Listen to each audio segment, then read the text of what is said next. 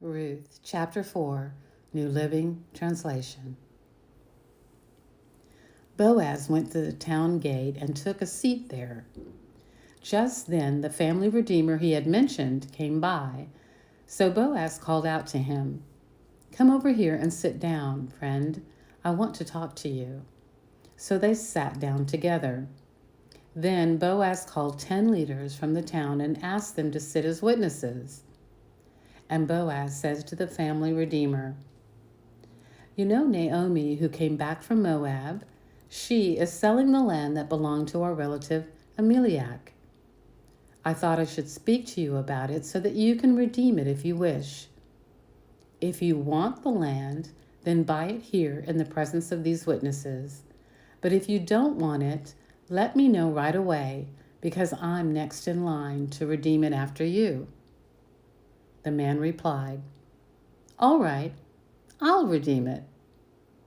Then Boaz told him, "Of course, your purchase of the land from Naomi also requires that you marry Ruth, the Moabite widow.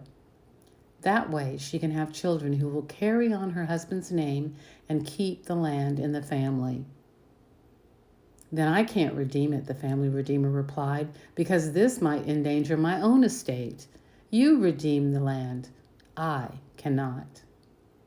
Now in those days, it was the custom in Israel for anyone transferring a right of purchase to remove his sandal and hand it to the other party. This publicly validated the transaction. So the other family redeemer drew off his sandal, and he said to Boaz, "You buy the land."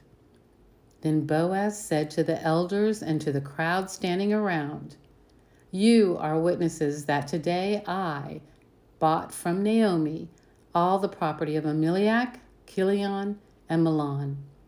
And with the land I have acquired Ruth, the Moabite widow of Mahlon, to be my wife.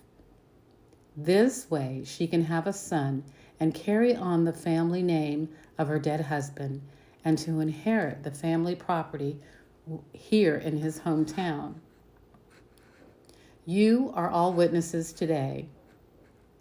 Then the elders and all the people standing in the gate replied, "We are witnesses. May the Lord make this woman who is coming into your home like Rachel and Leah, from whom all the nation of Israel descended. May you prosper in Ephrathah and be famous in Bethlehem.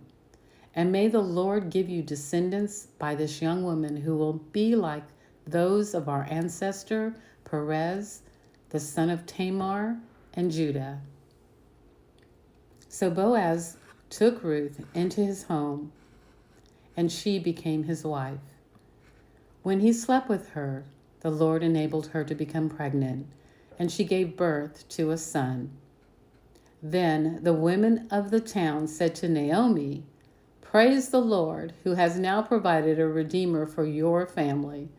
May this child be famous in Israel.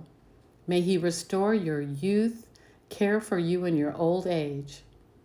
For he is the son of your daughter-in-law, who loves you and has been better to you than 7 sons."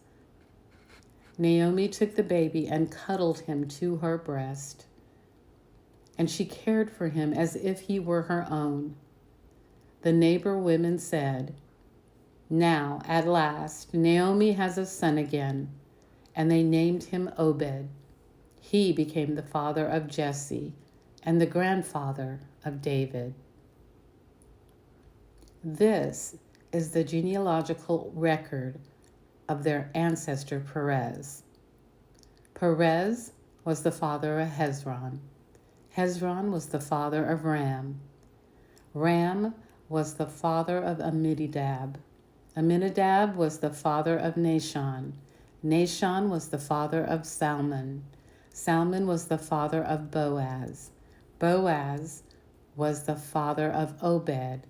Obed was the father of Jesse. Jesse was the father of David.